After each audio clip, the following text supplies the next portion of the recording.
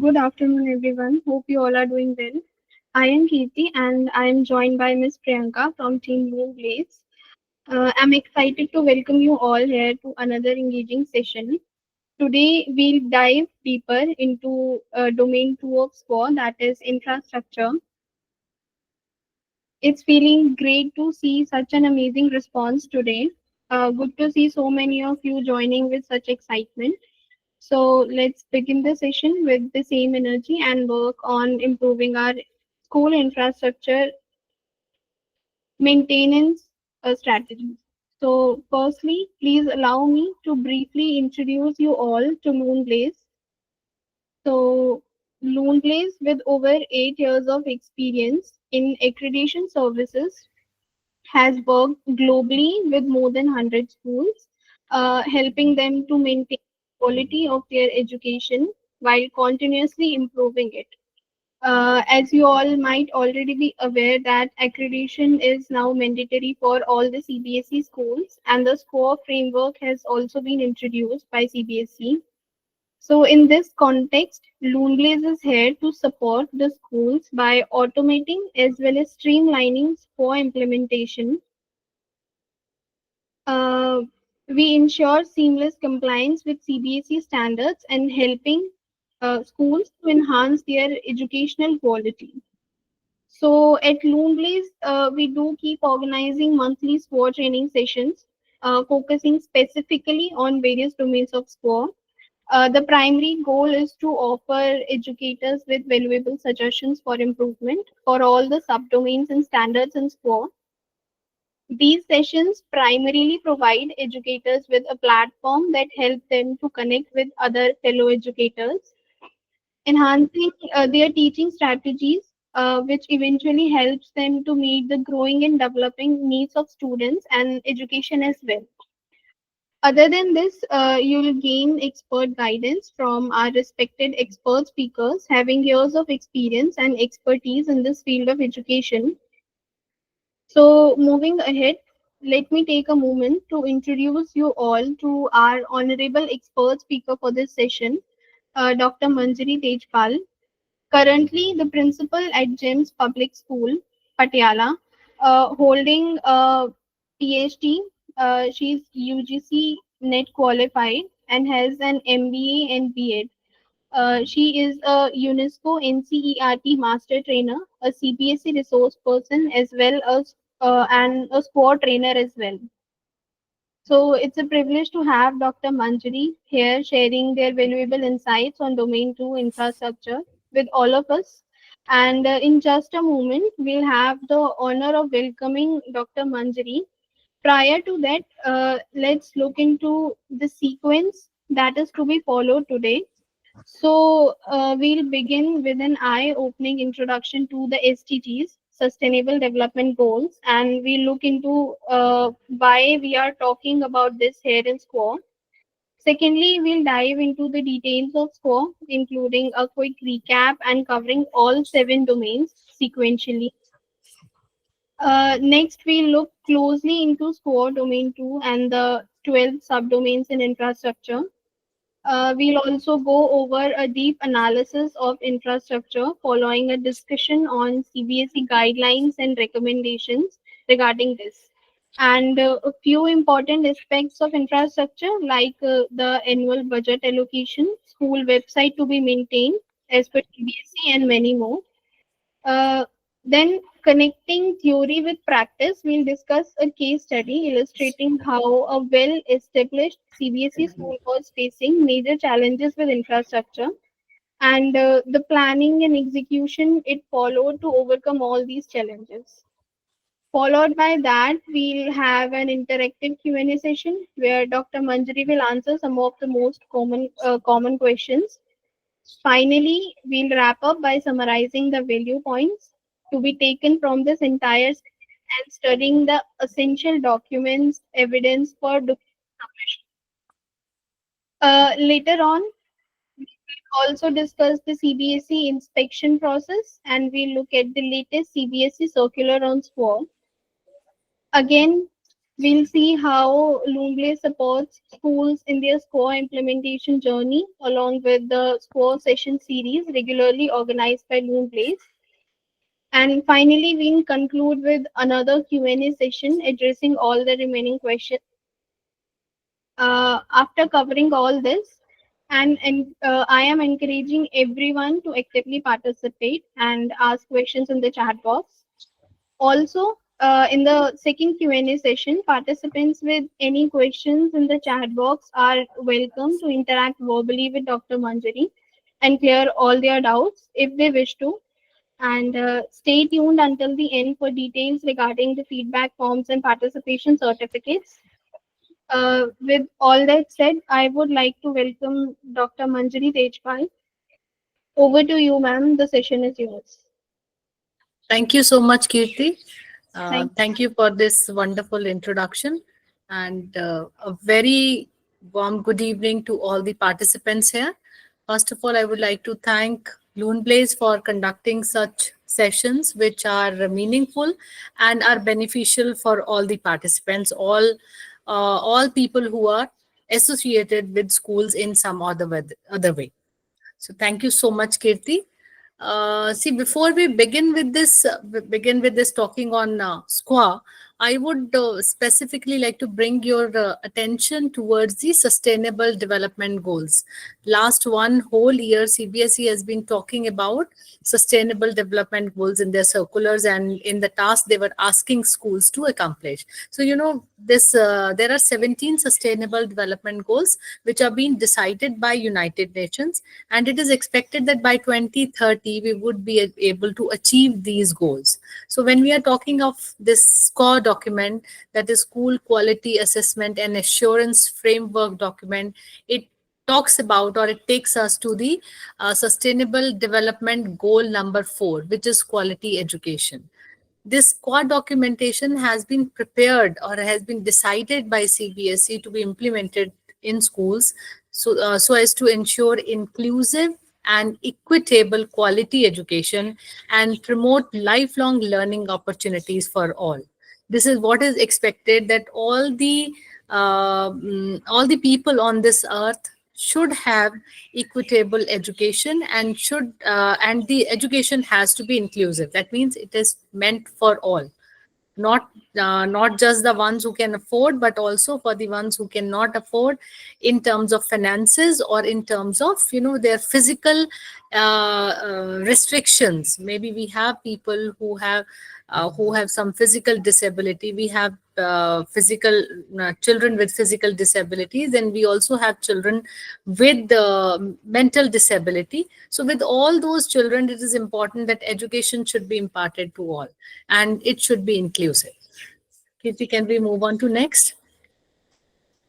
Keeping this Sustainable Development Goal 4 in mind, School Quality Assessment and Assurance Framework has been decided. We are continuously talking about number of webinars have been conducted by Loonblaze, and already I'm sure you might have gone through the document yourself, and your school is also working on filling of the self score assessment. And so you are aware what it is basically set of standards and the best practices paradigms, so that individual and institutional excellence can be achieved. We again have to fill, this is something we have to do every year. All schools have to fill in this SQA every year to see. It is kind of a self assessment tool, so that we can identify the gap areas, and next time, for next session, we can plug in those identified gaps. This will certainly help in providing better quality education for our children, and there is always a continuous learning for schools as well as the people associated, all the stakeholders of the school, which are teachers, parents, vendors, society, community, everybody. So basically, with the help of implementing SQA in schools, which is a self-assessment tool, a benchmarking system can be implemented, and the it can address the gaps, and there will be a continuous improvement that can happen in schools and in education, in and in the education that is being provided to our children. Kirti, next, please.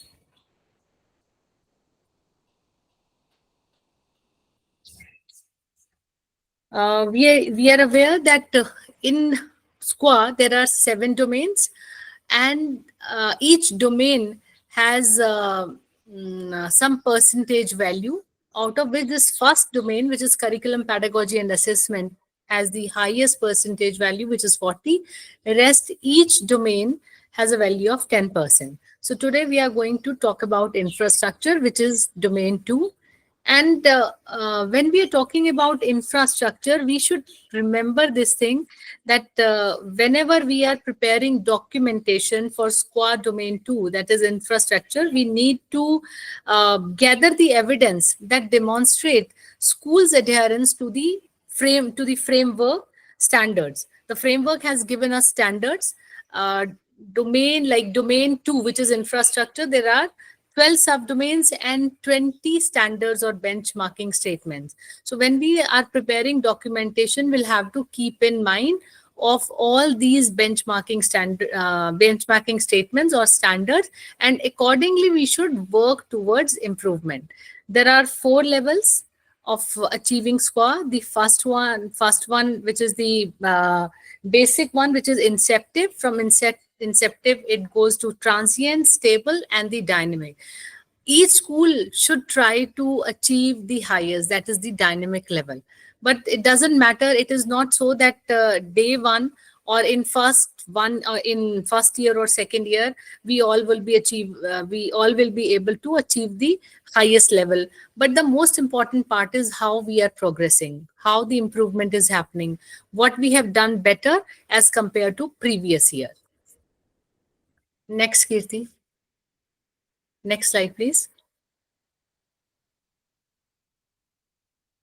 Here, this tells you all what is covered in domain 2, which is infrastructure. We can very well understand that infrastructure means the building part, and how this building is congenial and supportive for the learning environment of children. So naturally, we would be covering all the classrooms, library, labs, and different rooms available in the school. And then admin block, principal's office. Along with this, it is expected that school should have infirmary and health management facilities. This becomes the rooms available in the school. Along with rooms, when children are coming, there are other facilities which are needed. Those facilities include water, sanitation facilities, waste management, the furniture which is provided to children. Also the classrooms, the classroom should be airy, should be well lit and ventilated, and schools should try to adopt number of eco-friendly orientations or ways, so that the same can be imparted to children. Remember one thing, whether we are talking about these sustainable development goals or we are talking about different domains of SQUA, everything is interrelated. If we are talking about the sustainable development goal 4, which is quality education, we expect that quality education will lead towards upgradation or a learning process or a change in thought and attitude of children towards their environment. They become sensitive towards the climatic condition. They should understand life on land, life below water. And with quality education, of course, better infrastructure, better industry can be developed. So this is how different sustainable development goals are related. And similarly, when we're talking about infrastructure, whatever infrastructure is being provided in the school, we know that all is being done so that children feel safe, secure, and they have a congenial learning environment. And the learning, whatever is happening for the lifetime. So when we are in school, we should talk about eco-friendly orientation of whatever availability we have in schools. Then safety provision, how we are providing safe environment for children. See, if children are coming to school, they are in a continuous fear of something, the learning cannot happen. It is important that the mood or the feeling of a child should be positive. Only then learning can happen. Then the playground and sports facilities available. In case of residential schools, the hostels play a very, very important role. Hostels should be separate for boys and girls and should have all the amenities for children living there. Then school canteen, many schools provide school canteen. So whenever school canteen is provided, it is responsibility of all the school members, including principal and teachers, that they should ensure good quality, healthy, and safe food in the canteen for children. Then transport and escort facility, because yes, children commute to schools, and it is not that every time parents or all children are being dropped by parents. Children avail the transport facility of school. So transport, which the transport the school is providing, should be safe, should comply with the norms set by the government, and it is mandatory that there should be a female conductor with the children in transport. Right, as we are talking about the infrastructure subdomain, we are covering when we look into the first subdomain, that is infrastructure, classroom, library, lab, ICT facilities, office, infirmary, water, sanitation. We should understand that classroom should be big enough. Already CBSE has given the guidelines in bylaws, which is 500 square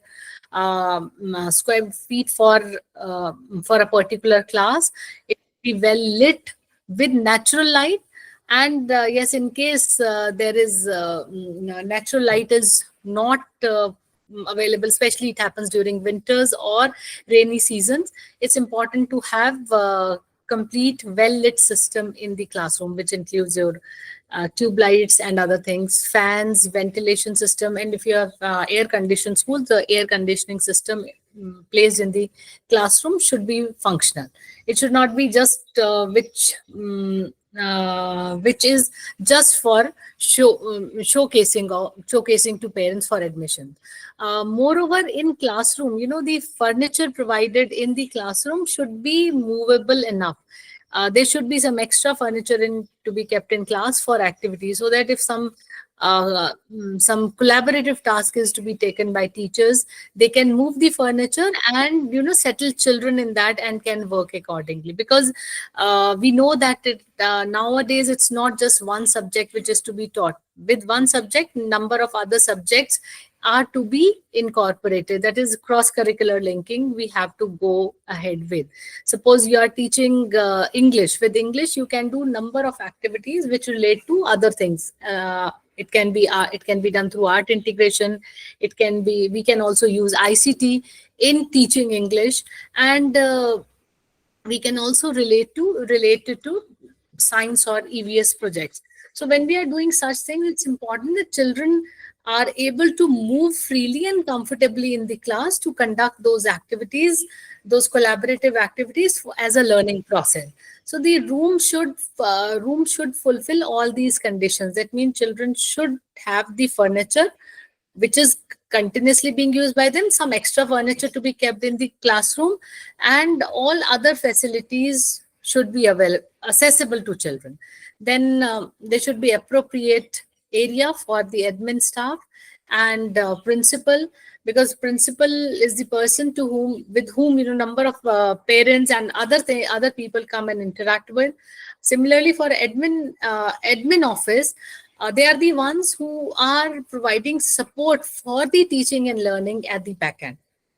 They are important people, so accordingly, comfortable and appropriate, well lit and well ventilated area should be provided to them. And as we are working with humans, and yes, with humans it happens, we all are in school. We understand many a times, children suddenly fall sick. They come well from home and suddenly, they have some or the other problem. Physical things start happening, can be stomach ache. They might get hurt themselves also while playing in the sports area. So we should have infirmary facilities, health management facilities, first aid facilities, a full-time nurse in the school. We should also tie up with some hospitals where in case of any kind of emergency, we can rush our children to. And when we talk about, the infrastructure conveniences or accessibility of infrastructure, we should also keep in mind that we can have children with physical disability. So even they should be provided with the appropriate facilities. Then water sanitation and waste management. Water provided to children, to the children, should be safe, potable drinking water. For that, suppose you are using water tanks, should be regularly cleaned. There has to be some procedures set. Processes in school are very important. First and foremost thing is to set standard operating processes. And once processes are in place, you can follow that continuously. When we talk about this water sanitation facilities, I always suggest that it's important that your, every once in 2 months, all your water tanks and areas are to be cleaned properly, calling a plumber and cleaners, so that the water which is being provided is clean. You can even make it once a month, depending upon the condition of water available in your locality, or locality where your school is situated. And also, when we talk of waste management, we should talk to children about the recycling of waste, and also, putting the waste in different groups. Green and blue, all children should know where should they put their dry waste and where should they put their green waste. So this will help in segregation of waste and further waste management. When we talk of green waste, you can also start having a compost bin in the school. The green waste collected in the school can be at the day end, can be put in compost bin, and through compost bin, the when this waste is being utilized properly, can be used for the farming and other practices. And when we talk of these waste management facilities, the other waste, there should be a process of picking up of the waste, dry waste. It can maybe the pickers can come once a week or twice a week, depending upon your own requirement. But there has to be a process, and it should be a. And yes, furniture, as we are talking about infrastructure, remember one thing, that when we are talking about infrastructure, it is related to the adequacy of infrastructure, infrastructure, functionality, how appropriately functional it is, and aesthetics. Until unless, the area looks beautiful, nobody wants to go in that area. See, the kind of library, I'm just quoting an example, the kind of libraries we had in earlier times, if you take children to those libraries, they would not feel like going and studying. And if you go to a well decorated and aesthetically beautiful library, you will feel like sitting and studying. During my official visit to Finland, I visited the Central Library in Helsinki. Believe you me, didn't feel like moving out of that library. It was so beautiful in terms of stacking of books, the racks, the infrastructure, the furniture being kept there. There was sitting arrangement on the ground. There were sofas. There were comfortable beds where children or anyone who's coming can lie. There were printers available. There was internet facility available, charging points available. So, one place where everything was there.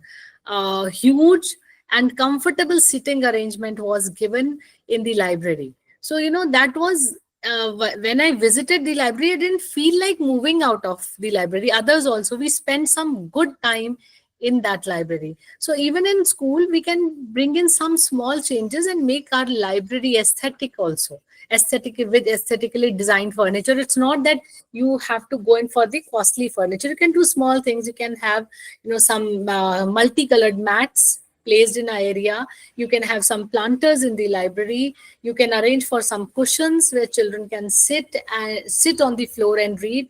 Then you can have regular sitting in the library. There has to be a separate reading room, separate book area. And this way, small beautification can be done, not just by the librarian, but, even children can come forward, come together and make their area look even more beautiful. And as we were just coming, we were covering the furniture part. It has to be age appropriate, aesthetically designed.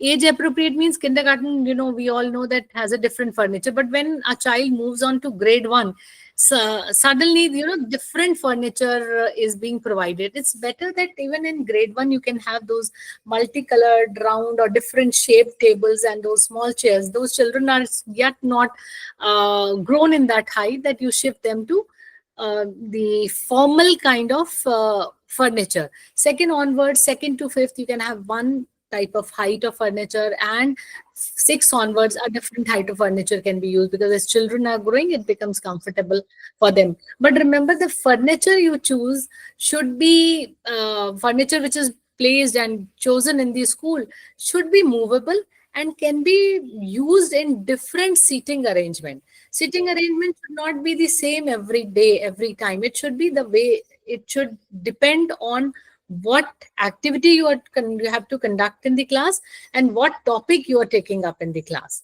Then lighting and ventilation, there are international norms of natural lighting and ventilation which should be kept in mind in the building. Infirmary, again, infirmary should have and we should follow eco-friendly practices in infirmary, and it should be a comfortable area, because a child goes to infirmary and or health management facility only when the child is unwell. During unwell, it's important that we make child feel comfortable, at least physically and mentally. That's the first thing, along with the first aid. This is what we can do till the time either parents are coming to pick up the child, or we are taking them to the hospital, taking the child to the hospital, or during the resting period. Then another important thing is, eco-friendly orientation and integration of organic living in curriculum. I'll give you an example here. When we talk about eco-friendly orientation, science and EVS is one subject which is being taught in the school. You can decide and give. I told you that for green waste, composting can be done. You can give that as an assignment to a particular class, that this class is going to maintain composting. Maybe one class for for school garden. I've seen that number of schools have their small school garden, which are at times are taken care by children or school gardener. What we can do, we can also try and use the different type of irrigation processes there. We can use drip irrigation. We can ask children to create a drip irrigation project in that garden, in that vegetable garden of the school. Also, you can have a small garden using hydroponics. So these are some eco-friendly orientations which can be very well integrated with the curriculum, and I'm sure children will love and enjoy it. We can have planters also in put on walls in place using waste bottles. And again, it is seen that the gardener takes care of that facilities, but ensure that you are giving the responsibility of that area to a particular class. This way children will become more responsible. They will follow eco-friendly practices. And you can also, as you will start composting in school, you can also encourage children to start doing composting at home also. If you ensure that composting happens at home, I'm sure you would realize in some time that it has reduced your green waste to a great extent at your own homes. Then playground and sports facilities, indoor and outdoor facilities should be able, and whatever facilities are available, it should be to support Divyang students also, the ones who have some physical disability or any other physical or otherwise, if a child is facing any problem. The playground should be open, comfortable, easily accessible, with all sports facilities for the children, indoor and outdoor. Kirti, next please.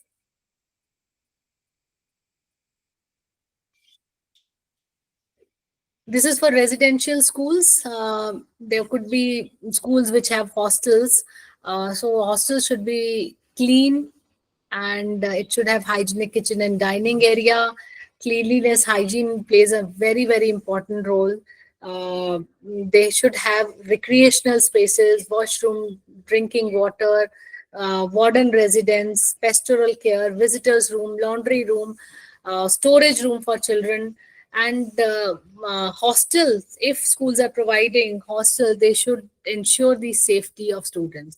Remember one thing, when we're talking of infrastructure, all infrastructure ultimately leads to one thing, that is security and safety of a child. That has to be kept as a prime thing in mind of everyone who's in school, whether teacher, principal, management.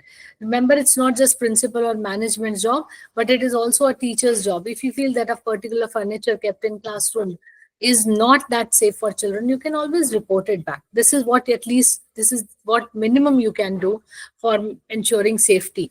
And in schools, at times wooden furniture is used, which has nut bolts and iron rods. So if you have a furniture in classroom which is wooden, please ensure that ply is properly in place. Otherwise, a child might get hurt.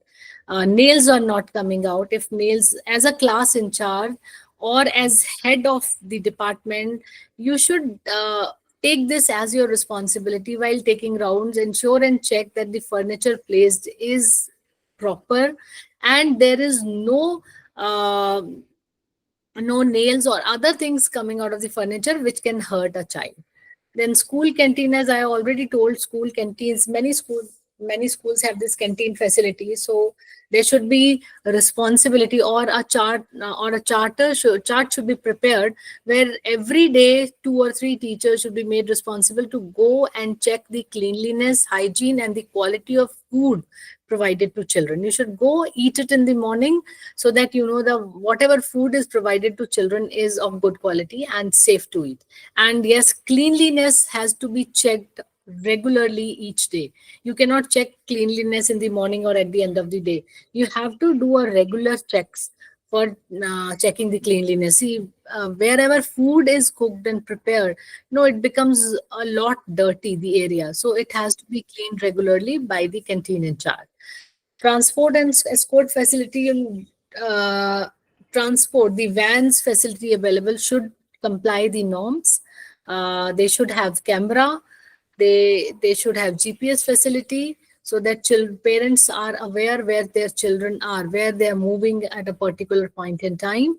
And also there has to be a female attendant with children. You have to, whosoever has been assigned with the responsibility of transport in school, you should have regular meetings with the nannies or female conductors of vans and the drivers of van, and reiterate the important points in every meeting. Don't ever think that you have already told them or they are pre-informed. It doesn't matter whether they are pre-informed or not, but if you are not going to talk about it regularly, they will start missing on the safety components of transport and escort facility. You must check the first aid box of the transport, because at times even the expired medicines are kept there. Generally, drivers do forget to change or replace, or the transport in charge, transport organization, whosoever is providing transport facilities, tend to forget. It is a human tendency, human nature. If we are not being asked to do a thing repeatedly, we tend to forget. So whosoever is ensuring the transport and escort facility management in the school, it should be your responsibility to regularly check. You should make a proper plan for that.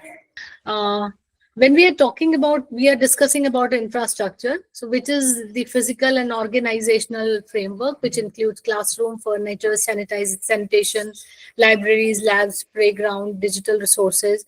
All these things are part of infrastructure. And remember one thing, when we are talking of infrastructure and maintaining cleanliness, ensure that at least twice a year, deep cleaning should be done in the school, of washrooms and each and every classroom. The furniture has to be cleaned regularly, but deep cleaning of furniture should be done at least twice a year, so that the aesthetics is maintained as well as cleanliness is maintained. So I would like to ask you that which of the following you consider to be the most critical aspect of infrastructure assessment within SQUA framework domain 2? Aesthetics of the building, avail of technological devices, safe physical environment, decorative classrooms. You can post your answer in the chat box. And Kirti, can we take that answer later on? Shall we wait for a minute so that others can post their answers in the chat box? We can wait, ma'am. We can definitely All wait right. for them to write it down in the chat box.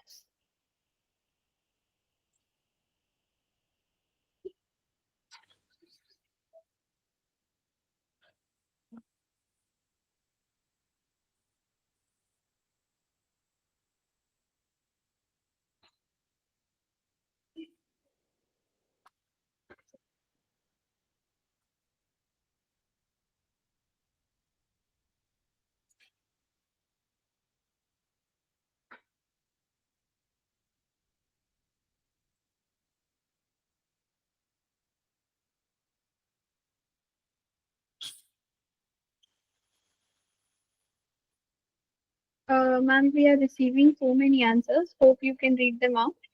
Yes, I think most of you have talked about point C, which is safe physical environment.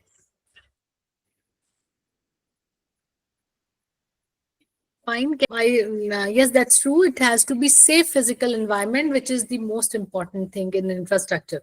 Aesthetics is certainly important, decorative classrooms, but it has to be a safe area. Remember, if we are able to provide safe, clean space to children, the attendance can also go up. Nowadays, when parents visit school for admission, they look at the infrastructure. They, while looking at the infrastructure, what they are looking at, it is not just the availability of tables and chair, but how beautiful they look. Are they safe for their children or not? I have seen parents even inquiring if there is railing missing. They talk about it, that railing in the missing is missing. It might, children might fall because they'll not have anything to hold on to. So these things are important. The safe physical environment has to be taken care by school authorities and you as teachers for children. Next, Kirti.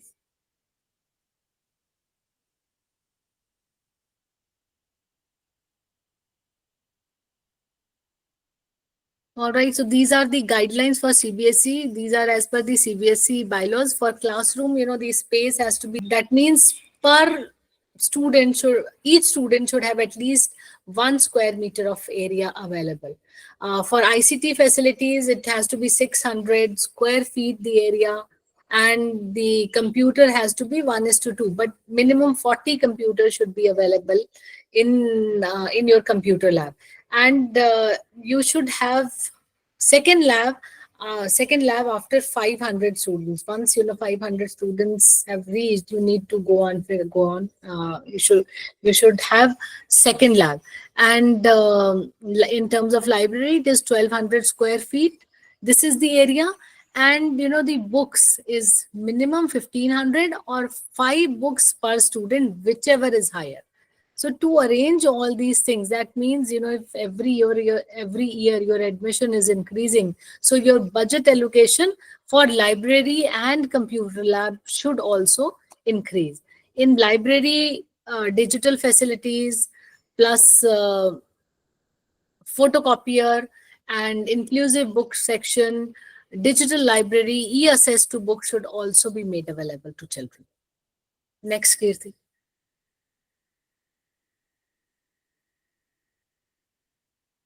So this is for ICT lab. As I already told you, 600 square feet, 50 computer, 1:20. And the hardware configuration is also mentioned here. Also, hardware composition is mentioned in the bylaws. As being part of a school, it is expected. Teachers generally don't do it because they feel that this is not their job. But as you are associated in the school, you should all be aware of the bylaws of CBSE. Next, please.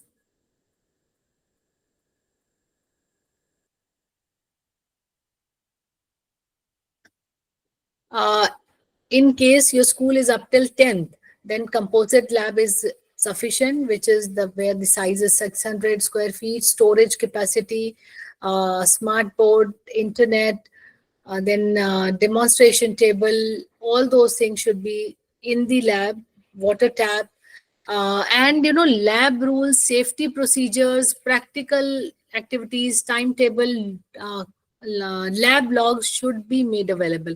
Also in ICT lab, there should be a logbook. In labs also, in these science lab, composite lab, or physics, chemistry, bio lab, you should have a logbook where whenever a class comes, it is teacher's responsibility or class or lab attendant's responsibility to mention at this time, this date, this class with so many students came to the lab and conducted a particular activity. That should also be mentioned, the activity over there. Then gas pipelines, 8 sinks, 2 waste bins, storage area for flammable chemicals should be kept separately. Exhaust fan should be there. Medical first aid kit, heating facility, even fire extinguisher should be kept in the composite lab. Next, please.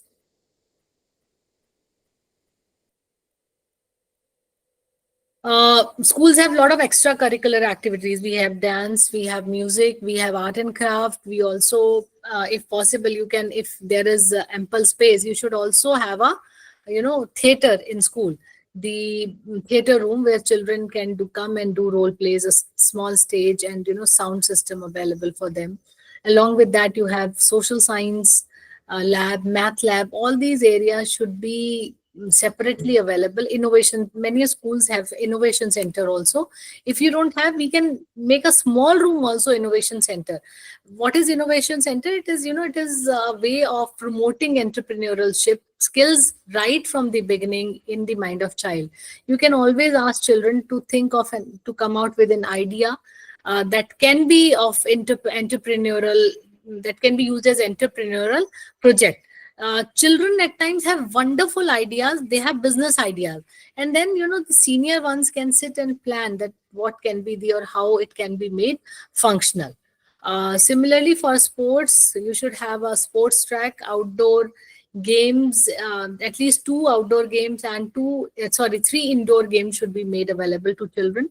And children should have accessibility to washrooms and changing rooms and portable drinking water. Water is important. This has been taken especially with sports, because after playing, children need to drink water. It should be easily available and accessible to them. So when we're talking about infrastructure, these are important aspects. Website, because there are some mandatory disclosures which are to be shown on website. And nowadays, as we are living in the times of digitalization, parents before coming to school are also checking website. So you should have complete information available on the website.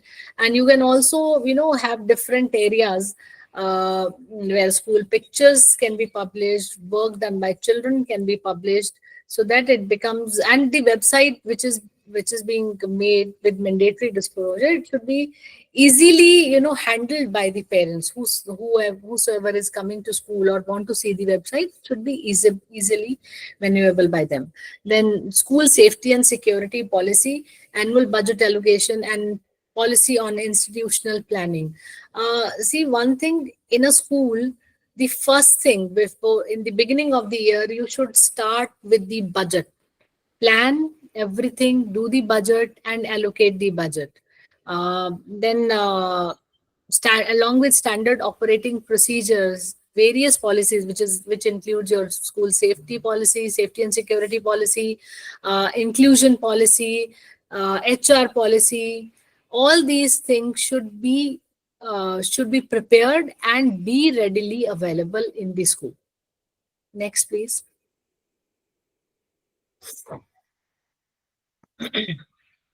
These are the things which you can look for, that what are the important things which should be there on website. That means you should have your annual report on the website, website detailing and status, implementation of date of affiliation norm should be published. Then norms of affiliation, which include the condition, facilities, admission fees, staff, and service condition. All those should be disclosed on website. Then you can divide the areas of website in the given manner. You can put it as the categories, like administration is one category, academic and resources, student and teachers, admission and fee portal, achievements and recognition, communication and engagement, infrastructure, multimedia showcasing. These are some which we have given as an example. You can have even more than this.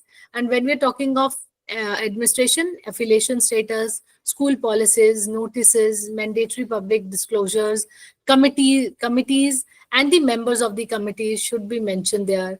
Academic resources, school almanac, career counseling, workshops. If you are planning a workshop, it should reflect on your website conducted. So again, with pictures, and the topic which on which workshop was conducted should be uploaded on the website.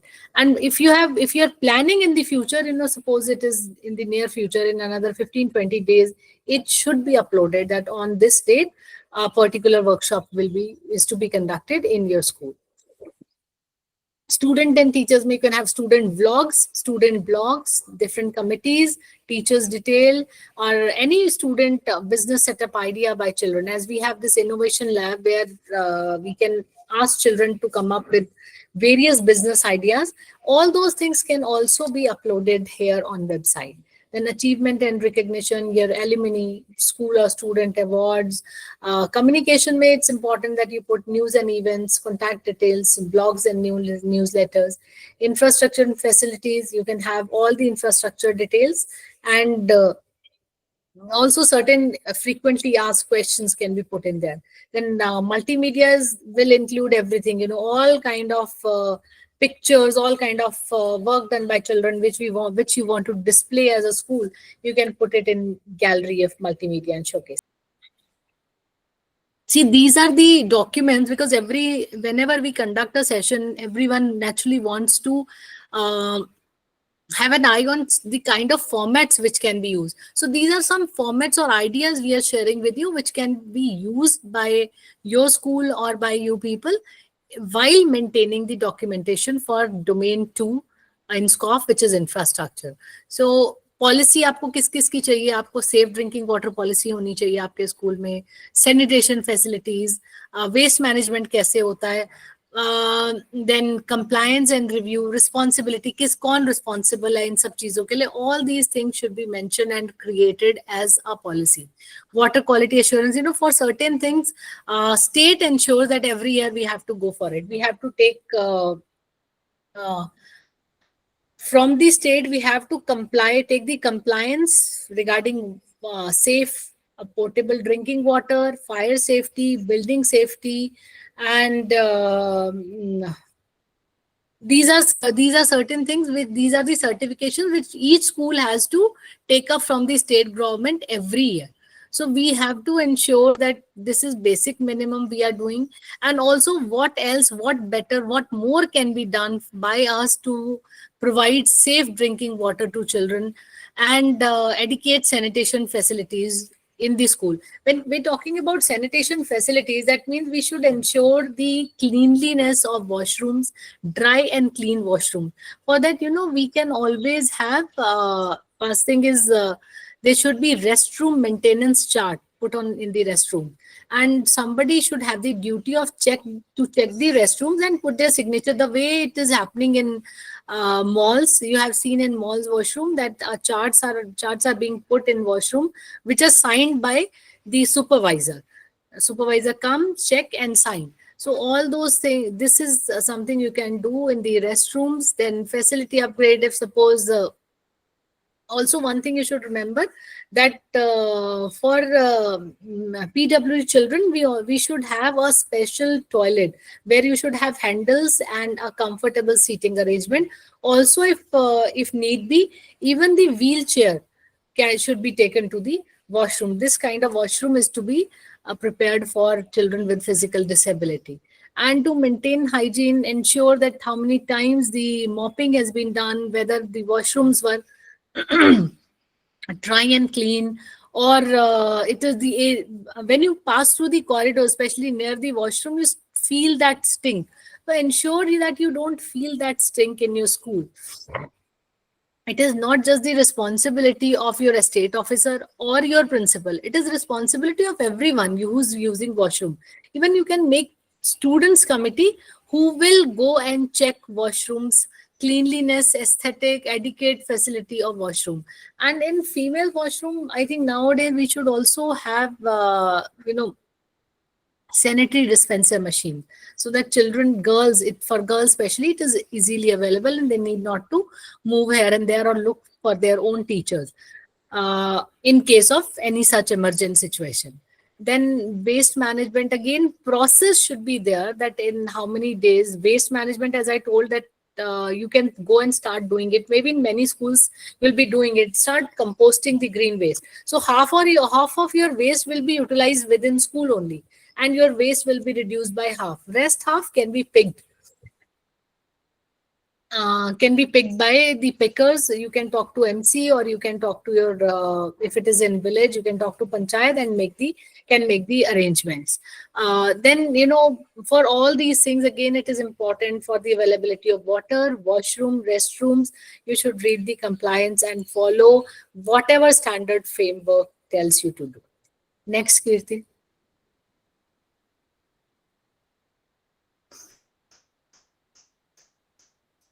Again, these are labs, computer, these are all infrastructure facilities. And if you are looking into maintaining documents, you should have budget allocation for ICT, library, labs, because in labs there are a lot of material which is consumable.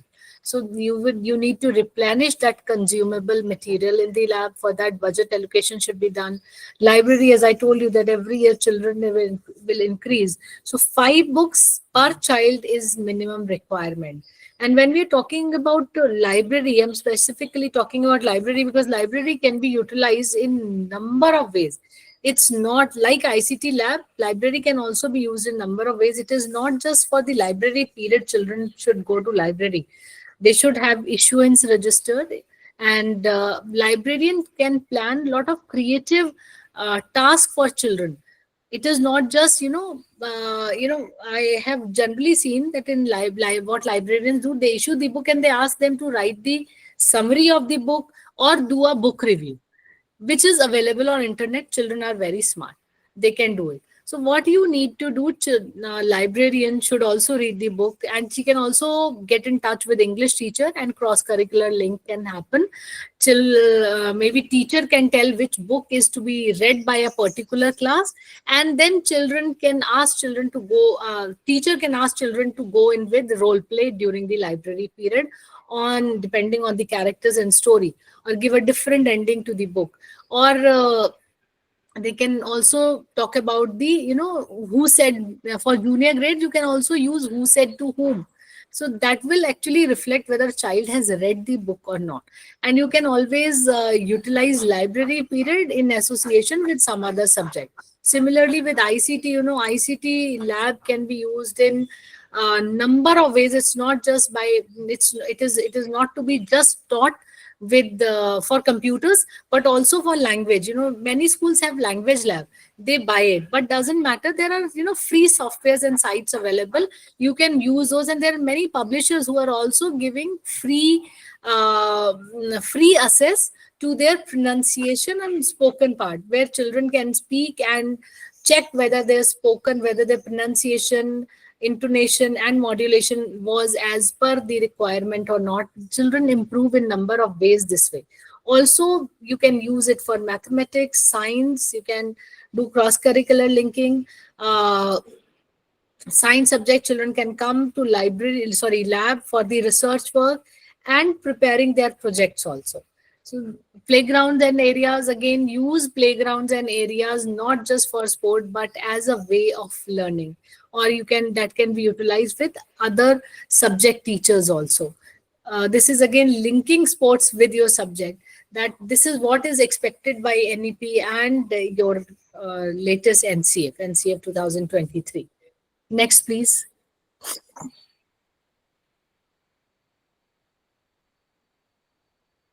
Yes, this is again school policy on institutional planning. You should have a proper planning regarding classrooms.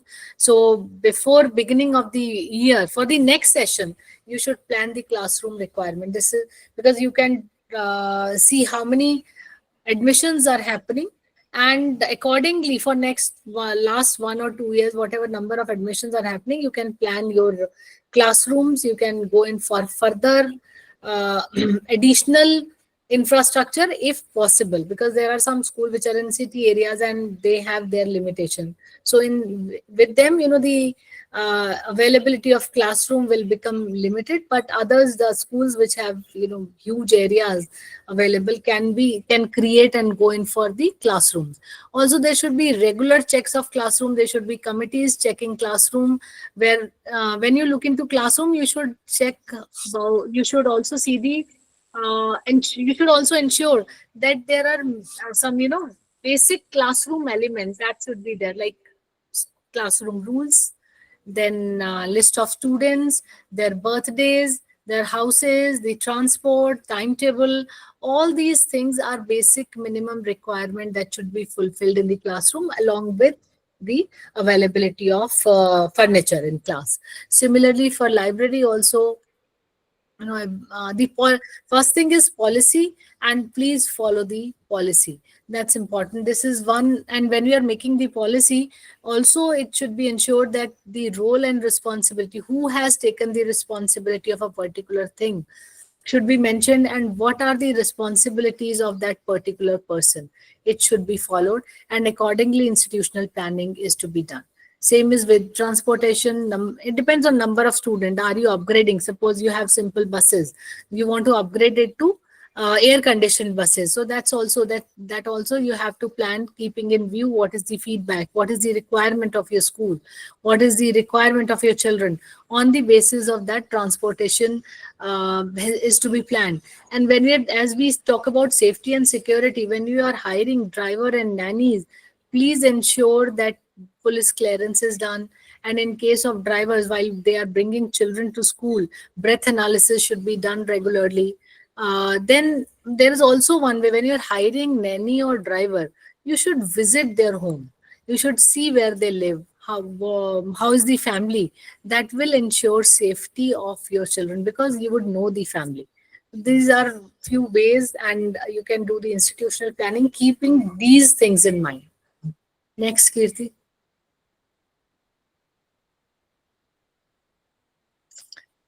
And this is one example we have taken regarding performance indicators of your uh, subdomain fifth, furniture.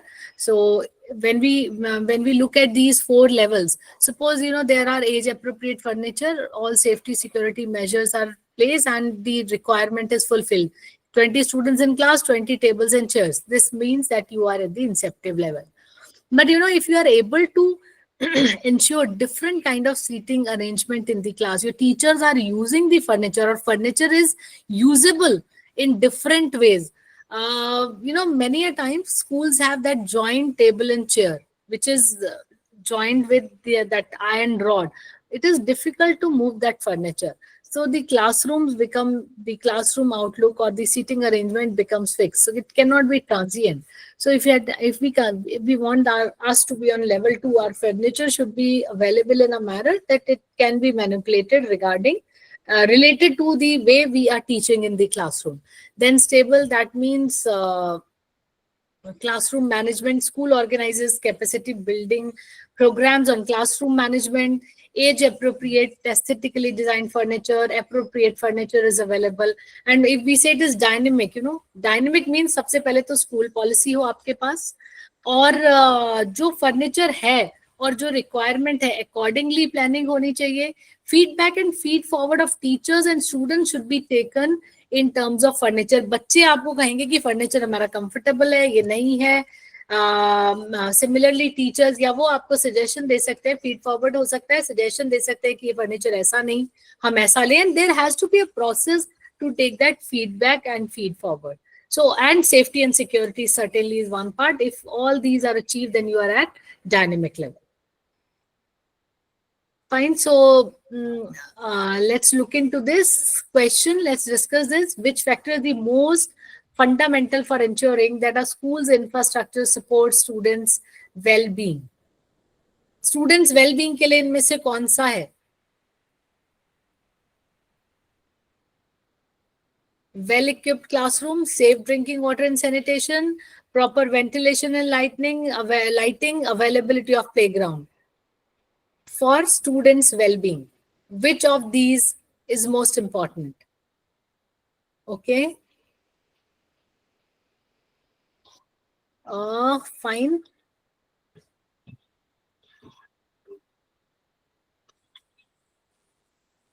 Some of you are, I'm still waiting for more response. All okay. Most we are, Kusum ma'am, we are saying that most important. Fine.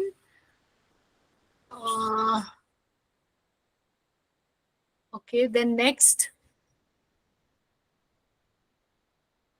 D, availability. C, proper ventilation. Priyanka, Mr. Gagan has said B. A lot of A here. Okay, D as well. One without the other doesn't help. Agree. Ma'am, can we click on the answer, please?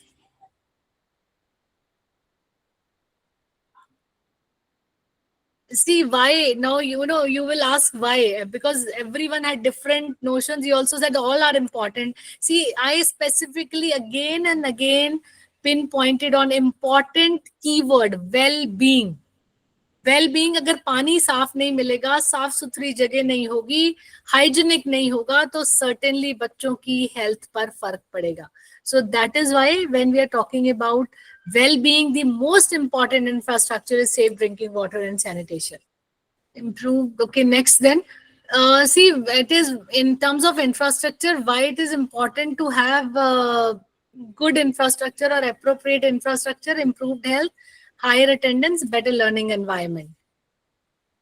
Higher attendance is again important. अगर आपका school अच्छा लगता होगा, sitting comfortable होगी, clean होगा, बच्चों का school आने का मन करेगा. So that is why it improves the attendance. Can we move on to next, Kirti?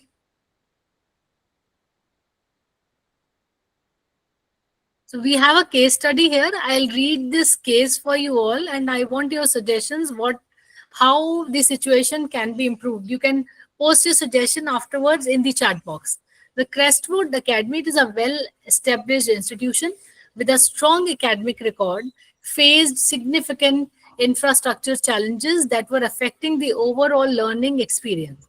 The school struggled with inadequate classroom ventilation, outdated lab facilities, and a lack of accessible spaces for children with disabilities. Additionally, the school faced a major issue with an aging drainage system that frequently led to waterlogging during monsoon seasons, disrupting classes and posing health risks to students and staff.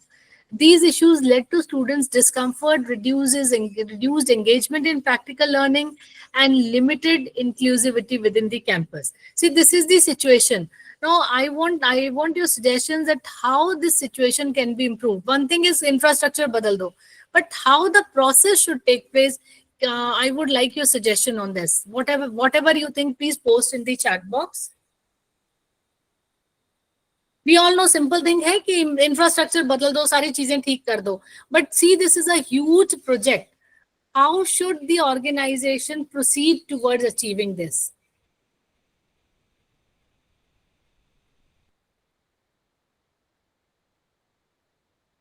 Okay, one of you said that management should focus from time to time on these things. अब ये हो गया है, अब हम आगे कैसे process करें, कैसे proceed करें?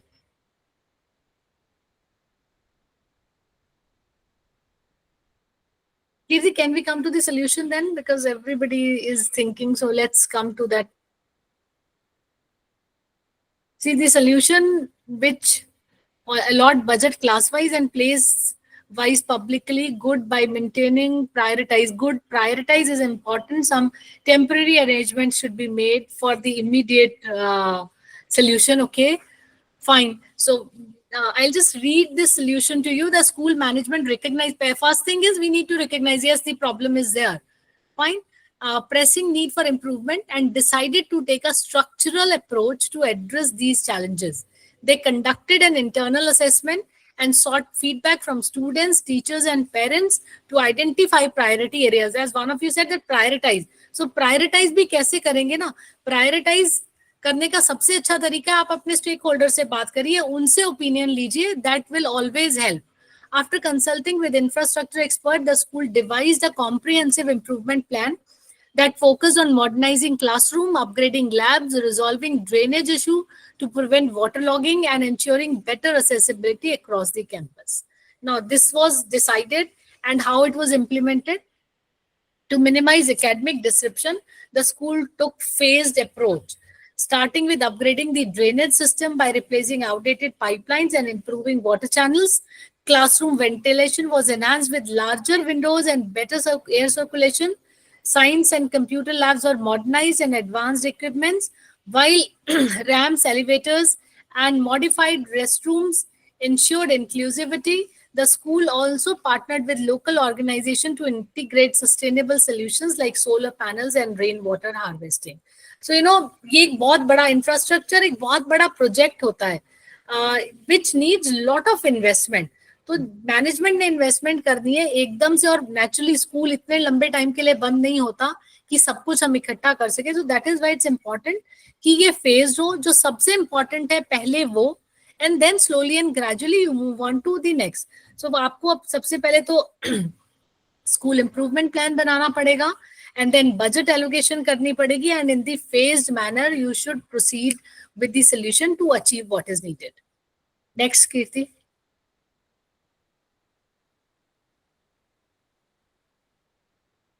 So what was the outcome? The infrastructure improvement led to a noticeable positive impact on students and staff.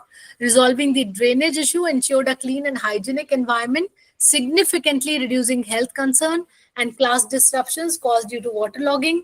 Classroom ventilation enhanced resulted in better focus and reduced health issues among students. The upgraded lab facilities, hands-on learning, improving students' performance in science and technology subjects. The accessibility modification fostered a more inclusive environment, encouraging students with disability also to participate actively in academic and extracurricular activities.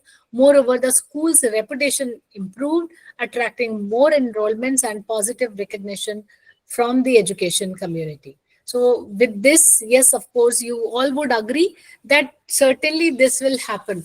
As I gave you one small example of visiting a, aesthetically designed and well-equipped library, I didn't feel like to come out of that library, spent long hours there, reading books, sitting and enjoying the ambience. तो पढ़ने के लिए भी ज़रूरी है कि ambience अच्छी हो और comfortable environment हो, so that, child is happily studying there. अगर पढ़ते हुए हमें डिस्कम्फर्ट हो रहा है तो हमारा पढ़ाई में या किसी भी काम में फॉर दैट मैटर मन नहीं लगेगा. डिजीज, वैसे सेड ना, disease dis is the situation when there is no ease. तो इसीलिए जब हम बीमार होते हैं हमें कुछ अच्छा नहीं लगता, we don't feel like doing anything. Same is the case in school और educational institution, aesthetically designed, well equipped, and fulfilling the needs and easily accessible infrastructure to children make it a better place and make it a more liked place for by everybody. Then by addressing, fine, I think conclusion, by addressing its infrastructure challenges strategically, Sunrise Public School transformed its learning environment, enhanced overall student well-being. Improvement not only boosted academic performance, but also promoted inclusivity and sustainability. And it resolved drainage issue, reinforced trust among parents, students, and staff, ensuring safe, hygienic school environment.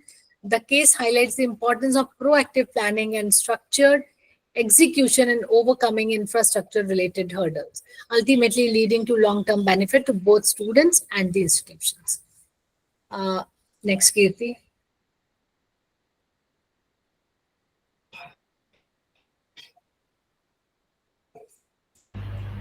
All right, so this was it from my side. If you have any queries, please feel free to ask.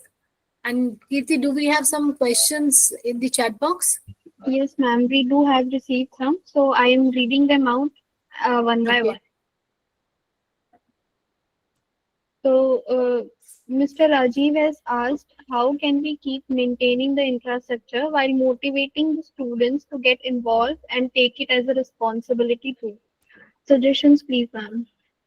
Uh, See, if you want to maintain, first of all, I would suggest have that maintenance record register put in your school, and each teacher, each class in charge should be make responsible and accountable for her class. So if there is any maintenance required in her or his class, it should be noted down in that register. It should be placed at a point where it is easily accessible. I believe ये reception area में होना चाहिए जहां से जाकर teacher ले और अपना लिख दे. And then it becomes the responsibility of the admin staff to circulate that register or to pass on that register to the one who looks into maintenance. अगर 2 दिन के अंदर अंदर आपके क्लासरूम, आपके एरिया की जो आपको एरिया अलॉटेड है, मेंटेनेंस नहीं होती, please raise the concern to higher authorities की मैंने ये कहा था, मेरा ये काम नहीं हुआ. You will get some answer. It should close. और उस रजिस्टर में हमेशा लिखना चाहिए action taken and the responsible person, क्या किया गया, और हमेशा चीज आपकी एंड होगी. यू विल पोज कि मेरे क्लासरूम में फैंस आवाज कर रहे हैं, मुझे डर लगता है कहीं गिर ना जाए मेरे बच्चों पर ना, it is unsafe for children. तो आपके एस्टेट ऑफिसर ने वो देखना है, आपके एस्टेट ऑफिसर ने देखना है, वहां लिख दीजिए, आप पूछ दीजिए, एस्टेट ऑफिसर उस पर आपको मेंशन करके दे कि वो कितने दिन में ये ठीक करा देगा. एंड आई थिंक ये दिस इज अ थिंग कि क्लासरूम जहां बच्चे हैं वो इमीडिएट ठीक होनी चाहिए. Schools generally have plumbers and electricians associated with them, वो immediately आकर ठीक कर दें, वो ठीक रहती है चीज. अगर ये रेगुलर मेंटेनेंस होती रहेगी, रेगुलर इंफॉर्मेशन होती रहेगी, तो मेंटेनेंस चलती रहेगी. स्कूल एक ऐसी जगह है जहां पर maintenance is a work in progress. And another thing, आप अपनी क्लासरूम ड्यूटीज बनाइए. When you decide your classroom responsibilities, बच्चों के इलेक्शन करवाइए. बच्चों आप रिस्पॉन्सिबिलिटी आप दे दीजिए, क्लासरूम मेंटेनेंस दे दीजिए, क्लासरूम इलेक्ट्रिसिटी अप्लायंसेस के एक काम दे दीजिए, क्लास सीआर एक काम दे दीजिए, diary monitor, tiffin monitor, discipline incharge, uniform monitor, और उनके इलेक्शन करवाइए. तो बच्चे जब इलेक्ट होके आएंगे, they will automatically feel more responsible. और उनको ये काम उनसे हर वीक पूछिए कि इसमें तुमने क्या किया, what did you do. They should come and present what did they do to fulfill a particular responsibility. अगर ये मेंटेनेंस वाला है कोई काम, तो वो नेचुरली क्लास इंचार्ज को बताएगा and class incharge will take it forward. अगर आप, और उसके बाद अगर बच्चा ये काम करता है, तो please appreciate your children, appreciate them. In appreciation can be done number of ways. खाली बोलने से नहीं, बच्चों को छोटी छोटी चीजें अगर आप जो उनको अच्छी लगती हैं वो दे दें. आपने देखा कि आपकी क्लास में जो आपकी क्लास के रिस्पॉन्सिबल मॉनिटर्स हैं वो रेगुलरली काम कर रहे हैं, class is following the rules. आप अपनी क्लास को कह दीजिए, वाह पूरा महीना आपने बहुत अच्छा किया, मैं आपको अपना एक पीरियड स्पोर्ट्स में ले जाऊंगा. Children will be more than happy. आप उन्हें कहिए कि चलो I plan some excursion trip, I talk to the principal, I talk to the coordinator, और इस लर्निंग साइकिल में, इस क्वार्टर में मैं सर्टेनली आपके लिए एक एक्सकर्जन ट्रिप प्लान करूंगा. Children will be more than happy and they will follow what you would ask them to do. I hope I am able to solve your query. Okay, ma'am. Can I read out the next question? Sure. Okay. So, Mr. Mithun is asking to discuss about SAFL also. I think, Kirti, in that case, we'll have to have a separate session for SAFL. और आपने अगर सफल के लिए देखना है तो आप प्लीज सीबीएसई की वेबसाइट पर जाइए, बिकॉज सफल in itself is a separate webinar. मैं आपको इतने से टाइम में सफल के बारे में अच्छे से बता भी नहीं सकती, बट उसके लिए प्लीज आप सीबीएसई की साइट पर जाइए, सफल पर जाइए, दैट इज स्ट्रक्चर्ड असेसमेंट. वहां पर आपकी क्लासेस के लिए ना questions they have posted competency based. You pick up those questions, start working in your classroom. Whatever topic is there, use those questions in class and try to frame such kind of questions for सफल. अभी तो सफल compulsory ऐसे नहीं किया हुआ है, but may be slowly and gradually होगा आपके. It depends on your school whether your school is taking सफल or not. It is for grade 3, grade 5 and grade 8. और सफल आपका स्कूल करे ना करे, प्लीज आप साइट सीबीएसई की वेबसाइट पर जाइए, सीबीएसई की वेबसाइट को आप देखना शुरू करिए और प्लीज नोटिफिकेशन कर लीजिए, वहां वहां everything everything is available, you just have to go and read it. Of course reading आपको करनी पड़ेगी, teacher should be a well research and well read person.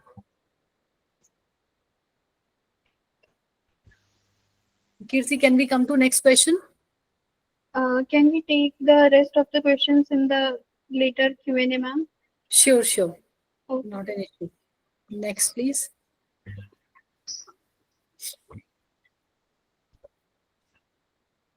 So fine, I hope you all would agree that it's important that infrastructure should be well planned, should be well documented, and remember documentation is important, क्योंकि आप जो कर रहे हैं अगर उसका evidence नहीं है तो आप prove कैसे कर सकते हैं कि आप ये काम कर रहे हैं.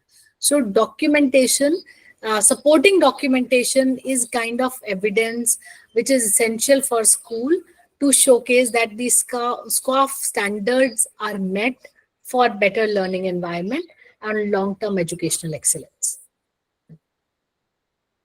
Next, please.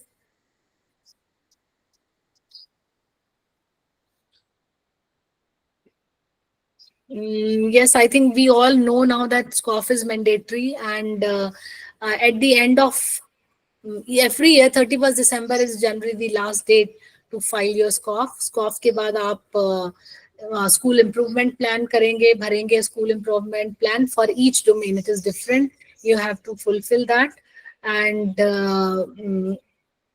that's how you have to do it. और SCOF के पोर्टल में आप प्लीज LOC में जाइए, यूजर ID पासवर्ड भरिए, आप SCOF पोर्टल पे पहुंच जाएंगे. It is self assessment, self improvement plan, और as you know, the Loon Blaze has identified, they are working on it very hard.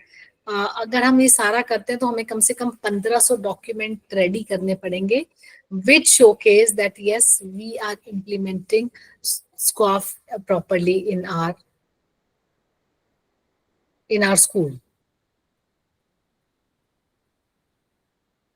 Peer assessment team, it's mentioned here, and somebody has asked, peer assessment team is, it is schools can collaborate with other schools, और वहां पर जो उनके neighbouring या friendly schools हैं, आप उनके साथ टीम अप करिए, उनको कहिए मैंने इसको इम्प्लीमेंट कर दिया, मेरी डॉक्यूमेंट्स रेडी हैं, आप प्लीज आइए और आकर देखिए क्या मेरे डॉक्यूमेंट सफिशिएंट हैं, मेरा काम पूरा है या नहीं.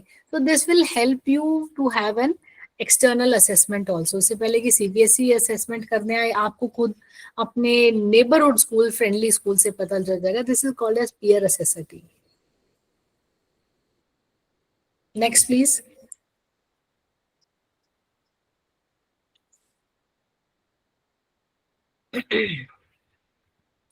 See, this is the list of documents and evidences needed to showcase that you are adhering to framework. It's mentioned here. In total, it's approximately 1500 documents. It's actually very humongous task. You should have teams in your school, a particular team looking after a particular domain.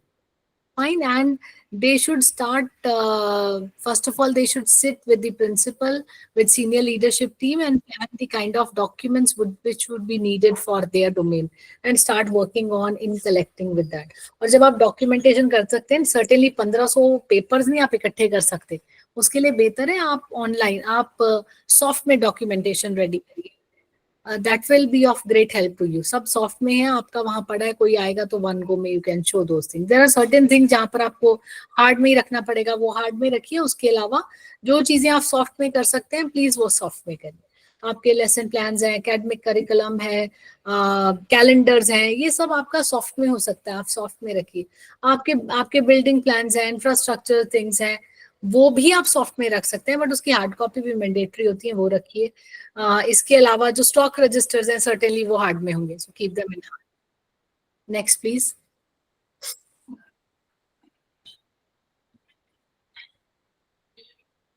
All right, how, yes, this is something, many schools ask how a school is picked up by CBSE. It is, random selection of 5% of schools. हर साल 5% school लेते हैं जिनका SCOF assessment और SCOF mentoring होती है. पहली चीज ये, दूसरी चीज कई बार स्कूल कहता है कि मेरे यहाँ करके जाइए, तो that is there. Then third thing, कई बार जब हम एक्सटेंशन ऑफ एफिलिएशन के लिए अप्लाई करते हैं तो तब भी ये काम हो जाता है, तब भी सीबीएसई साथ में स्क्वा की वो कर देती है।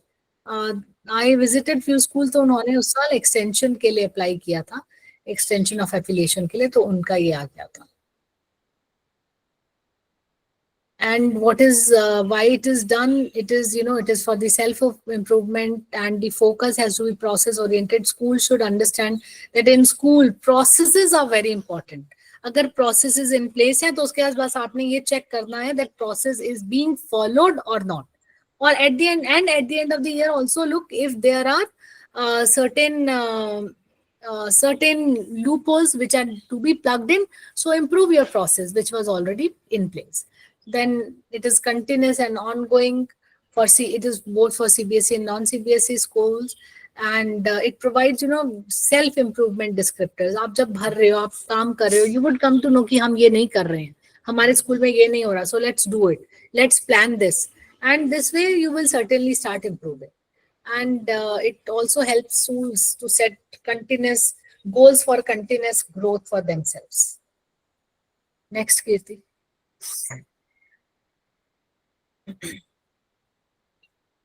This is what SCOF domain 2 documents look like. See, there are 12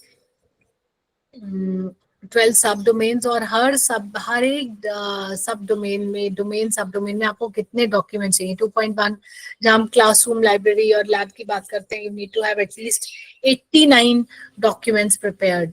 जब प्रिंसिपल ऑफिस, स्टाफ रूम की बात करते हैं 12, इन्फर्मरी में 20, then water, it's mentioned here, you can read this.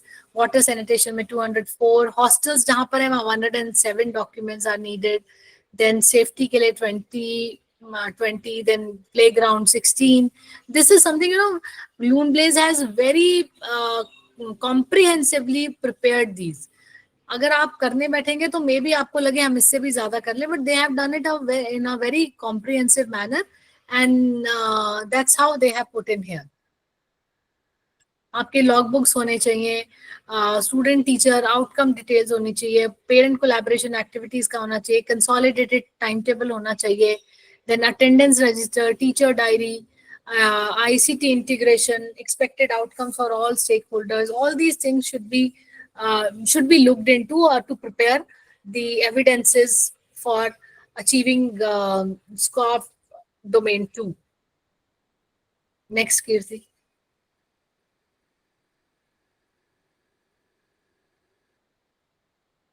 This is CBSE's notice, which was received by schools on 27th February. It says again that 31st December 2025 is the last date for filling your SQA.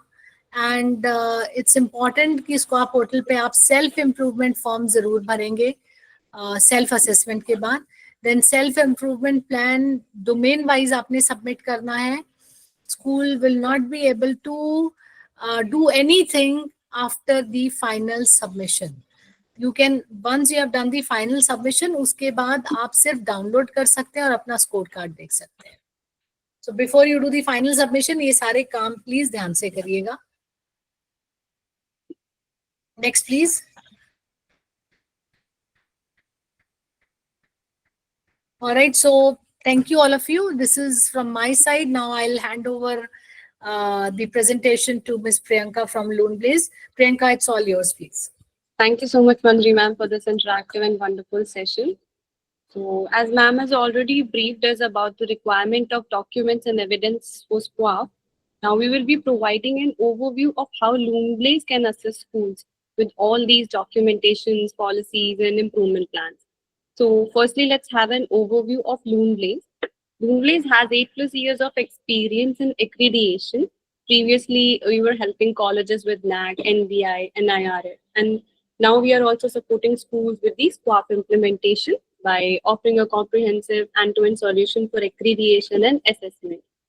Be it Loonblaze helps schools efficiently organize and manage the SQAF data, including various documents, policies such as curriculum and calendars, and evidence for events like competitions, workshops, and orientation, etc.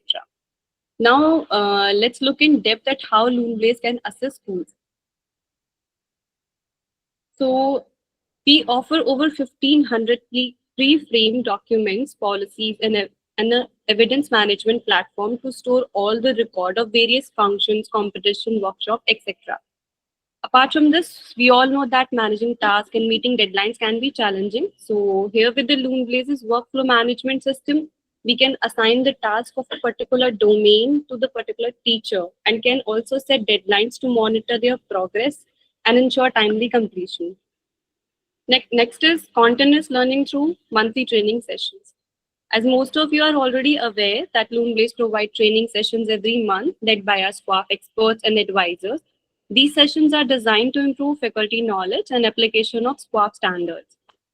Apart from this, we conduct regular review meetings to share SQUAF updates, new features, and to check on progress made so far, which help us stay aligned and identify any areas for improvement.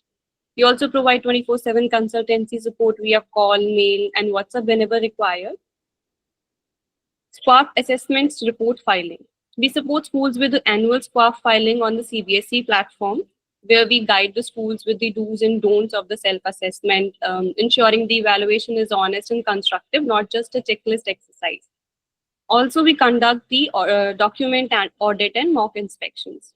Now, to provide a practical overview of how LoonBlaze helps schools with all these documents and policies and the workflow management, we'll now take you to the LoonBlaze portal where we will be presenting all the documents required for SQUAF, and we'll be explaining how you can manage all these documents and policies at one place. So for that, I'm sharing my screen.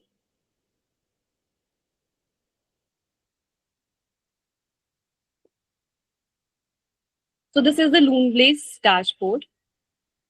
Here we have SQUAF option, we have some quick links through which we can get direct access to the improvement plans, teacher diaries, calendars, policies, etc. So let's talk about the workflow management first. So here we have ABC Public School. We have to click over here. We'll get two options, manage account and log out. We have to click on the manage account option and the workflow management. Here we have few options, the workflow management. Here we have to add the details of the teachers to which we would like to assign a particular domain. So for now, I'm just adding on a random basis. Here we have to enter the mail ID of the person. Then save. Just a second.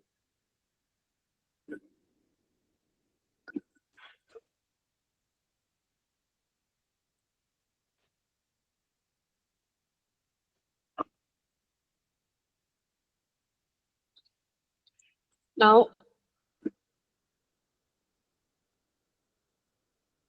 just a second.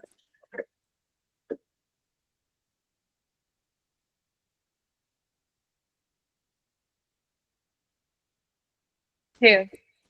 Once the ID is added, email ID is added, we have to click over here on the SQUAF option and we'll get few options of all the domains. Here we have all the 7 domains. We can assign a particular domain to the concerned teacher or even can assign a single standard or single subdomain. Suppose you would like to assign the infrastructure part to this teacher. So we'll click over here and then the save changes. We can also assign the deadlines from here.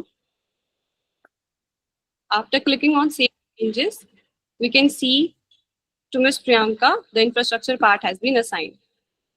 Now we can go to the documentation part. For that, we have to go to the dashboard. On the dashboard, we have a SQUAF option. From here, we can get access to all the documents and policies. Now here we have a form. We can click on over, we have to click over here on the edit option. From here, we'll get access to all the 1,500 plus documents. So here we can see all the 7 domains are here. And the first one is curriculum, pedagogy, and assessment. Here 526 is written. That means in this particular domain, we have in total 526 documents that we need to prepare. And in infrastructure, there are 360 documents, human resource 176, and so on. And in the first domain, we have 7 subdomain. So if we click on the first one, the curriculum planning, we have further 4 standards. And in each standard, we have certain levels, and under each level, we have to prepare certain documents. Like this one, school curricular, pedagogical, and assessment policy for each stage as per new curricular and pedagogical structure. So we have to click over here. We have other documents as well, like minutes of departmental meetings, reflected,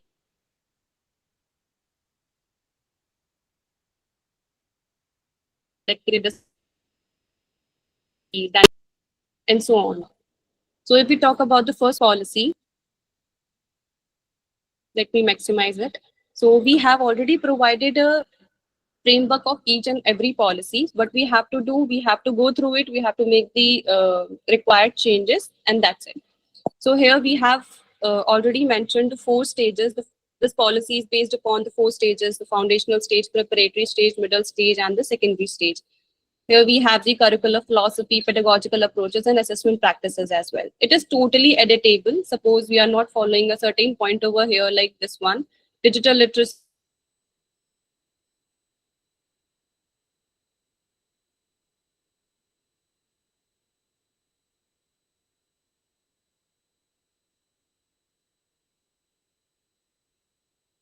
there are some additional policies and conclusion, then the name of the school and the signature. So this is the overall structure of this policy. Now, if we move on to the next one, there is the minutes of departmental meetings. So we have the structure for this as well. We have to edit the date over here, the time, the location, where it happened, the name of list of the total attendees. Agenda is already been mentioned over here, the minutes, opening remarks, presentation on NCF and NEP. Who was the presenter? We have to mention the name over here. So we need to make certain changes in this, and it's good to go. Action items, timeline for implementation, closing remarks, next meeting details, meeting adjourned at what time, and minutes prepared by which person. And after this, we need to add some geotagged images as well for each and every document, like orientation, workshops, and all, so that we can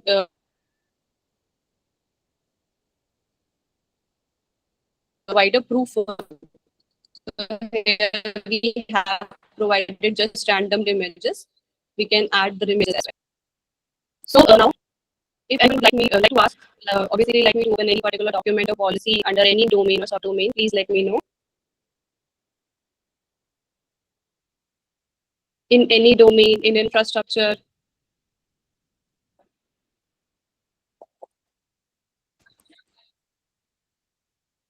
Kirti, please let me know if anyone asks me to present a document.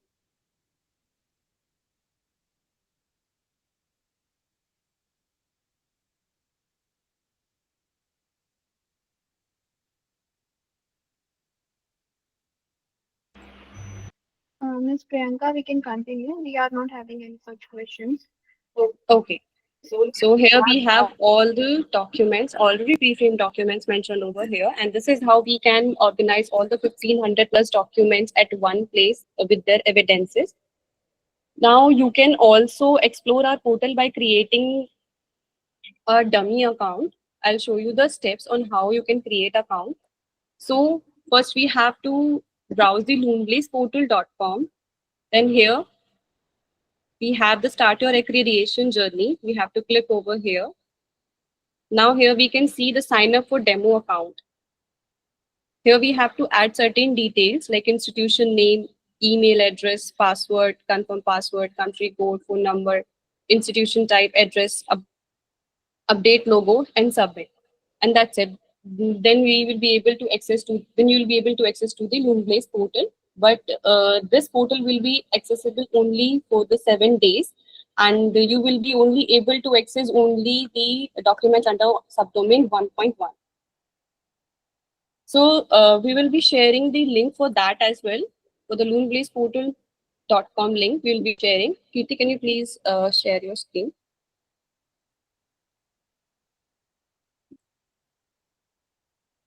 And we are also sharing a QR scanner on the screen.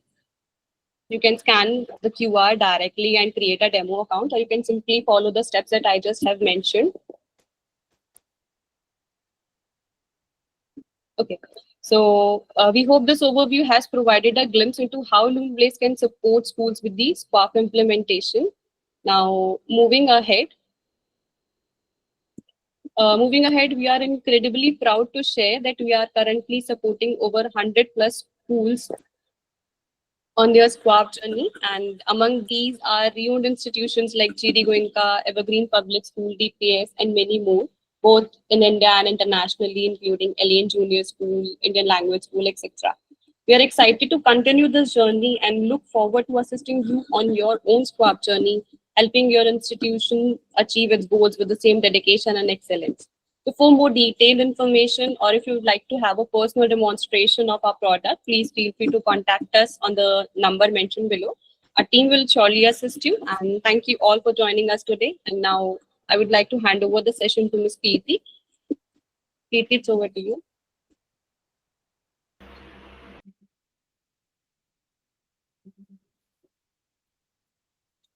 Okay, so thanks a lot, Dr. Manjari and Ms. Priyanka, for such wonderful explanations. Moving further, we at LoonBlaze organize monthly training sessions on SCORE on a regular basis. As mentioned on the screen also, in the month of April, another SCORE session on SCORE Domain 3 Human Resources will be organized. So please make sure to attend that as well. And with all that said, let's move further with the concluding Q&A session so that all your questions are answered well. And please keep putting all your questions in the chat box and we will be happy to answer. So, ma'am, can I read out the questions for you? Yes, Kirti, sure. Okay. So, we have a question from Miss Shipra. She's asking, children take no interest in library. They consider it as a relaxation period like free period. What should I do? Priyanka, it is considered a free period because no engaging tasks are being designed by the librarian. As I suggested that please when you issue a book, first of all, your annual planning of work should be done. You should have your plan that in which grade what all activities I'm going to conduct. So in junior grades, even in senior grades, why not to go with role play of the books of the characters you have asked children to do. You can also ask children to narrate story. Suppose that you have issued a book, and after, next week when when children come to your class, tell them that whatever you have read, pick up any story which you like most, you narrate here in the classroom. So if you start doing such kind of engaging sessions, children will start enjoying coming to library. And please, why not to improve the aesthetics of library? That also helps in improving the environment, and hence a positivity in the mind of children to read more and participate more. Okay, another question we have from Ms. Tina. How to ensure that the key management members actively contribute to budget decisions and take ownership of its implementation? See, in school generally there is a requirement register or requirement format. Whatever requirements your department has, you please put it forth to the management. And at times you can also, whatever requirement you have, you can also arrange for few quotations that this is needed and this is the financials associated with for the fulfillment of my requirement. If you start working in writing, certainly management will start looking into the requirements and they will fulfill during the budget allocation. This is the best you can do. You can also have a feed forward form filled from your children, from the parents of your class and your colleagues, that why a particular whatever requirement you have submitted, how it can enhance the teaching learning environment for the students in school, and how it can enhance the image of the school in society. If you will put it forth for put it forward to management with the benefits for children and the institution, I'm sure management will start paying heed to it. Okay, so we have another question. Uh, he or maybe she is wanting to discuss about budget constraints while ensuring safety. They want your opinion, ma'am. Uh, Budget consider certain things, ma'am, where for safety budgets are not needed.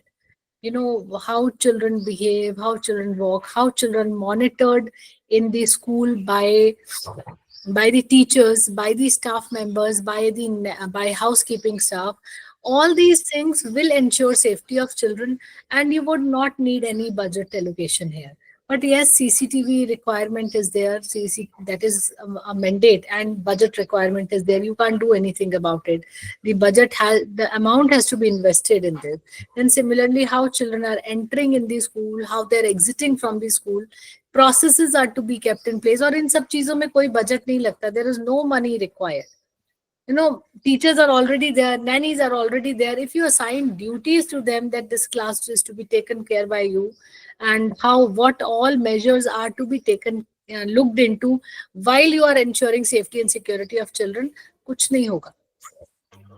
बच्चे सबसे ज्यादा शैतानी water and washroom area में करते हैं. तो आप duties लगाइए. पहली चीज ये डिसाइड करिए कि 2 बच्चों से ज्यादा नहीं जाएगा, कार्ड पे जाएगा. कोई आपका डिसिप्लिन इंचार्ज कॉरिडोर्स में हो जो ये चेक करे. आपकी दीदी वॉशरूम के आगे हो ताकि वो ये देखे कि 2 मिनट से ज्यादा हो गए वॉशरूम में, बच्चे को देखे और लेकर आए कि अंदर क्या कर रहे हैं बच्चे, why they are taking so much of time. तो इन सब चीजों से बिना बजट में कुछ मनी इन्वेस्ट किए आप सिक्योरिटी और सेफ्टी मेंटेन कर सकते हैं. Okay, so we have another question from Ms. Ambika and Mr. Yash. Will we have sessions for other domains also? So addressing this, I would like to say that we definitely conduct sessions on monthly basis covering each individual domain of SCORE. So we will definitely be organizing another sessions on other domains as well. And all the details regarding the sessions will be provided in the SCORE Teachers Association WhatsApp group. So keep checking out the messages and you'll definitely get the registration link and other details. So we are done with the questions, ma'am. Can we move further? Yes, Kirti, thank you. Okay. So wrapping up, thanks a lot once again, ma'am, for this wonderful session. Your inputs are truly valuable for all of us, and special thanks to all the participants for their active participation and involvement. It is truly appreciated, and we hope all your queries and questions must have been answered well. And still, if any one of you having any questions, you can put it down in the chat box. And also, it would be an honor to have you join us in the upcoming SCORE sessions as well. And do check it out. Do check out the chat box to get the feedback form links and receive your participation certificates. The participation certificates will be provided within the one upcoming week as per your responses. And thank you everyone in advance for your feedback. Best wishes for your journey through SCORE. And we look forward to welcoming you again in upcoming SCORE sessions. Wish you a wonderful evening ahead. Thank you. Thank you so much, Kirti, and thank you everyone, all the participants. Thank you, ma'am.